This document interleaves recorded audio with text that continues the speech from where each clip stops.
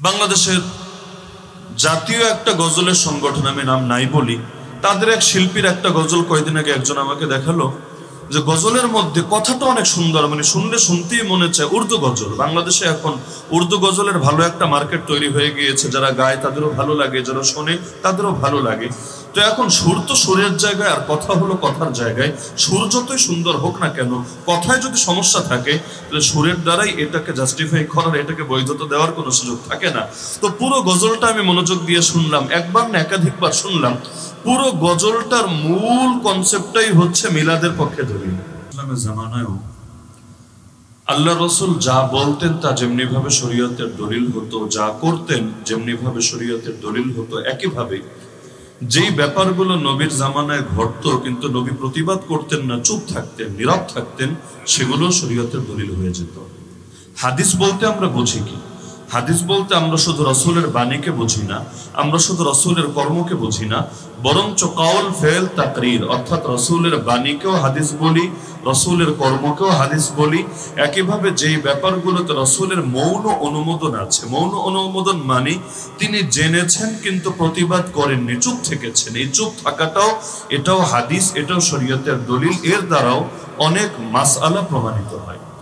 তো আল্লাহ রাসূল সাল্লাল্লাহু আলাইহি ওয়াসাল্লামের ওয়ারিস যেহেতু উলামায়ে কেরাম, সুতরাং আমি মনে করি যে উলামায়ে কেরামের সামনে বা তাদের গোচরে বা তাদের জীবদ্দশায়ও কোনো কাজ যদি পৃথিবীর মধ্যে ঘটে আর তারা সেটার ব্যাপারে প্রতিবাদ না করে নীরব থাকেন, চুপ থাকেন, তাহলে সেটাও অনেক মানুষের কাছে দলিল হয়ে যায়, অনেকের ফিতনার কারণ হয়ে যায়। তো এই কারণে যে কোনো ন্যায়ের পক্ষে বলা যেমন জরুরি, অন্যায়ের বিপক্ষে বলাও জরুরি না হলে এর দ্বারা যদি একজন মানুষ ফিতনায় পড়ে, কিয়ামতের দিন এর দায়টা কে নেবে?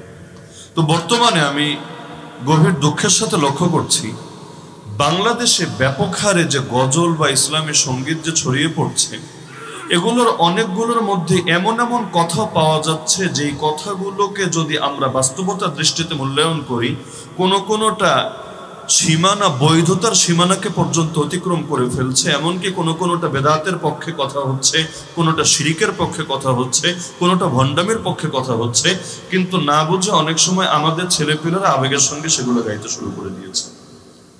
বাংলাদেশের জাতীয় একটা গজলের সংগঠন, আমি নাম নাই বলি, তাদের এক শিল্পীর একটা গজল কয়েকদিন আগে একজন আমাকে দেখালো যে গজলের মধ্যে কথাটা অনেক সুন্দর, মানে শুনলে শুনতেই মনে চায় উর্দু গজল। বাংলাদেশে এখন উর্দু গজলের ভালো একটা মার্কেট তৈরি হয়ে গিয়েছে, যারা গায় তাদেরও ভালো লাগে, যারা শোনে তাদেরও ভালো লাগে। তো এখন সুর তো সুরের জায়গায় আর কথা হলো কথার জায়গায়। সুর যতই সুন্দর হোক না কেন, কথায় যদি সমস্যা থাকে তাহলে সুরের দ্বারাই এটাকে জাস্টিফাই করার, এটাকে বৈধতা দেওয়ার কোনো সুযোগ থাকে না। তো পুরো গজলটা আমি মনোযোগ দিয়ে শুনলাম, একবার না একাধিকবার শুনলাম। পুরো গজলটার মূল কনসেপ্টটাই হচ্ছে মিলাদের পক্ষে দলিল। মিলাদ কিয়াম তো আপনারা নিজেরা করেন বা না করেন, জিনিসটা কারে বলে এটা তো আপনাদের কম বেশি জানা আছে। মিলাদের পক্ষে দলিল, ভালো কথা। তো দলিল দিতে দিতে এই দলিলও দিল যে রূহের জগতে আল্লাহ নিজে মিলাদ করেছে। কিভাবে? আল্লাহ তাআলা সকল নবীদের থেকে যে অঙ্গীকার নিয়েছেন যে রাসূলুল্লাহ সাল্লাল্লাহু আলাইহি ওয়াসাল্লামকে পেয়ে গেলে তার উপর ঈমান আনতে হবে এবং তাকে সাহায্য করতে হবে, এটাকে বানিয়েছে মিলাদের পক্ষে দলিল। এবং বক্তব্য হলো এটা যে আল্লাহ নিজেই তো মিলাদ করেছেন। তো এখন গজলের দ্বারাই যদি এই কনসেপ্টটা একবার প্রতিষ্ঠা করা যায়, আর এই গজলটার পক্ষে মনে করেন আমরা সুর শুনে প্রভাবিত হয়ে 2-4 জায়গায় সুনাম করে ফেলি, দুদিন পর আপনার কি ধারণা ওই সার্কেলের হুজুররা এটাকে দলিল বানাবে না? বলবে দেখেছো ওসামা হুজুর এই গজল শুনে প্রশংসা করেছে, তার মানে গজলটা তো ভালো। আর গজল যদি ভালো হয় কাজটা খারাপ হবে কেন? তার মানে এখন থেকে আমাদেরও মিলাদ পড়তে হবে। তো এখন আল্লাহ মিলাদ পড়েছেন মানেটা কি? মিলাদ মানে তো জন্ম, জন্ম আবার পরে কেমনে?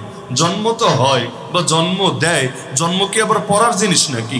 তার মানে মিলাদ শব্দের শাব্দিক অর্থ জন্ম হলেও আমরা যখন বলি মিলাদ পড়েছি বা পড়েছে বা পড়ব বা তুমি পড়ো, তখন কিন্তু আমরা জন্ম বুঝাই না, আমরা ভিন্ন একটা আমল বুঝাই যেটা আমাদের দেশের মধ্যে প্রতিষ্ঠিত আছে। তো এখন যদি এটা আল্লাহর নামে চালান, অবস্থাটা কি হবে? শব্দ বলার আগে অর্থ কই যায় খেয়াল তো করতে হবে। আমাদের কোনো বক্তা একটা আয়াতের অনুবাদ করে এভাবে, ইন্নাল্লাহা ওয়া মালাইকাতাহু ইউসাল্লুনা ইউসাল্লুনা আলান নবী ইয়া আইয়ুহাল্লাযীনা আমানু সাল্লু আলাইহি ওয়া সাল্লিমু তাসলিমা। প্রসিদ্ধ আয়াত, আপনারা খুতবার মধ্যেও নিয়মিত শোনেন। কিন্তু অনুবাদ করে এভাবে, নিশ্চয়ই আল্লাহ দরুদ পড়ে নবীর নামে, ফেরেশতারাও দরুদ পড়ে নবীর নামে, মুমিনরা তোমরা পিছায় থাকবা কেন? তোমরাও সালাত এবং সালাম মানে দরুদ এবং সালাম পড়ো নবীর নামে। শুনতে কিন্তু ভালোই লাগে। এবং অনেকে এটা দিয়ে এই যুক্তিটাও দেয়, আল্লাহ দরুদ পড়লে তুই পড়বি না কেন, কোন দুঃখে পিছিয়ে থাকবি? তো দরুদ পড়া ভালো, এটা আমার কোনো ইখতিলাফ নাই। কিন্তু আল্লাহ দরুদ পড়ে মানেটা কি? দরুদ পড়া মানে হলো রহমত বর্ষণের দোয়া করা। দরুদ পড়া মানে কি? যেমন সাল্লাল্লাহু আলাইহি ওয়াসাল্লাম, এটা দরুদ। অর্থ কি? যে আল্লাহ নবীর উপর রহমত বর্ষণ করুন এবং শান্তি বর্ষণ করুন। আল্লাহুম্মা সাল্লি আলা মুহাম্মাদ ওয়া আলা আলি মুহাম্মাদ কামা সাল্লাইতা আলা ইব্রাহিম ওয়া আলা আলি ইব্রাহিম ইন্নাকা হামিদুম মাজিদ। এটা হলো দরুদ। অর্থ কি? হে আল্লাহ, আপনি মুহাম্মদ সাল্লাল্লাহু আলাইহি ওয়াসাল্লাম এবং তার পরিবার বর্গের উপর রহমত বর্ষণ করেন, যেভাবে নবী ইব্রাহিম আলাইহিস সালাম এবং তার আহলে বাইতের উপর আপনি রহমত বর্ষণ করেছিলেন। তো যদি বলেন আল্লাহ দরুদ পড়ে, অর্থ কি? যে আল্লাহ রহমত বর্ষণের দোয়া করে। কার কাছে করে? আপনার কাছে না আপনার পীরের কাছে? আল্লাহ আবার দোয়া করবে কার কাছে? তো আল্লাহ দরুদ পড়ে মানেটা কি? আমরা দরুদ পড়ি মানে হলো সাল্লাল্লাহু আলাইহি সাল্লাম বলি, আমরা দরুদ পড়ি মানে আল্লাহুম্মা সাল্লি আলা মুহাম্মাদ বলি। আল্লাহ দরুদ পড়ে মানে কি? আল্লাহ আবার আরেকজনকে ডাক দেয় যে আল্লাহুম্মা সাল্লি আলা মুহাম্মাদ, নাউযু বিল্লাহি মিন যালিক। তো আল্লাহ দরুদ পড়ে, এর অর্থটা কি? পুরো শব্দটা তো ভুয়া। তো বলবে হ্যাঁ, কোরআনে তো সলাৎ শব্দ আছে। আরে পাগল, কোরআনে সলাৎ শব্দ আছে ঠিক আছে, কিন্তু সলাৎ অর্থ সব জায়গায় এক হয় না। কখনো সলাৎ মানে হয় নামাজ, আকিমুস সলা, এর মানে দুরূদ পড়ো না, এর মানে নামাজ পড়ো। আমরা যখন বলি যে ইসলামের 5টা গুরুত্বপূর্ণ ভিত্তি, 1 নম্বরে ঈমান, 2 নম্বরে সলাৎ। এই সলাৎ মানে কি দুরূদ না নামাজ? নামাজ। তো সলাৎ শব্দ দেখলেই তো হবে না, বরং বুঝতে হবে কোন জায়গায় কি অর্থ করা লাগবে। জায়গা না বুঝে সব জায়গায় এক অর্থ করলে লোকে পাগল বলবে, পাবনায় গিয়ে সিট বুকিং দিয়ে আসবে। তো এখন বলবেন এই প্রতিবাদটা আমি এখানে টানার কি দরকার? মূল আলোচনায় যাওয়ার আগে ওই যে আগে বললাম যে আমরা প্রতিবাদ না করলে অনেকের জন্য এগুলো দলিল হয়ে যায় বা ফিতনার কারণ হয়ে যায়। এই যে একজন ভাই মাত্র 4 লাইন গজল গেল, একটা পরে আবার অন্য গজলে চলে গেল। এখন যে 4 লাইন গেয়েছে, যদিও সে অন্য নিয়তে গেয়েছে আমি এটা ধারণা করি না, যেহেতু মাদ্রাসার তালিবুল ইলম। তবে ছাত্ররা তো ভুল করতেই পারে। ছাত্র যদি ভুল না করে সে আবার কেমন ছাত্র? তাহলে সেও তো গুরু আর উস্তাদি হয়ে যেত। কিন্তু ছাত্র যদি ভুল করে আর উস্তাদও যদি চুপচাপ ভুল দেখে বসে থাকে, ভবিষ্যতে তার জন্য এটা ফিতনা হতে পারে না? আমার এখনো মনে পড়ে, একদিন ডান হাতে জুতাটা নিয়ে মাদ্রাসা থেকে নামছিলাম। এর আগ পর্যন্ত এই জিনিসটা আমার কাছে কখনো দোষণীয় মনে হয় নাই। জুতার বাক্স থেকে আমরা অনেক সময় দেখবেন কখনো ডান হাত দিয়ে জুতা নেই, কখনো বাম হাত দিয়ে জুতা নেই। তো এখন ডান হাত দিয়ে জুতা নিয়ে নামছি, এক উস্তাদের সামনে পড়লাম, এমন জোরে এক ধমক দিলেন। আরে এটা কেমন কথা?